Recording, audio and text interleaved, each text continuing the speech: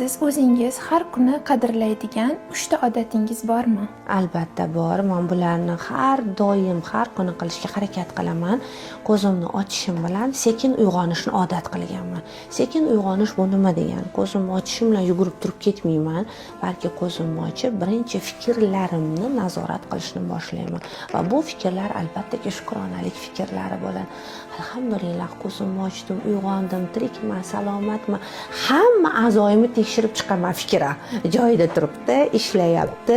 Bu men uchun nihoyatda yoqimli, nihoyatda pozitiv bir kayfiyat, to'lqin beradi. Men o'zimda shu fikrlarimni, ijobiy to'lqinlarimni tanam bo'ylab oqayotganini his qilaman.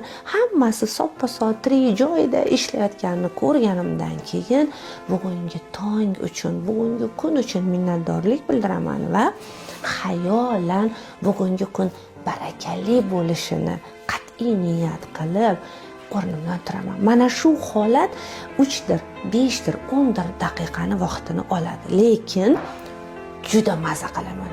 Judayam maza qilaman. Mana shu narsani har bir ayolga o'rgatkim keladi, har bir insonga. Ikkinchi yaxshi ko'radigan odatim har bir vaziyatga birinchi bo'lib alhamdulillah deyishni ustida ishlayapman.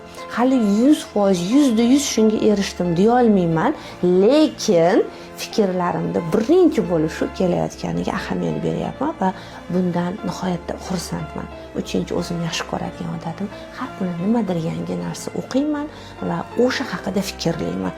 Qilmasam och qolganga o'xshayman. Men uchun hozir tanamga yeydigan ovqatimdan ko'ra mana bu joyga yeydigan ma'lumotim muhim bo'lib qolgan. Nima haqida o'ylayapman, qanday fikrlayapman, qanday xulosa chiqarayapman. Mana shu narsa meni ko'proq o'ylantiradi, ko'proq energiyamni oladi va men bundan nihoyatda baxtliman.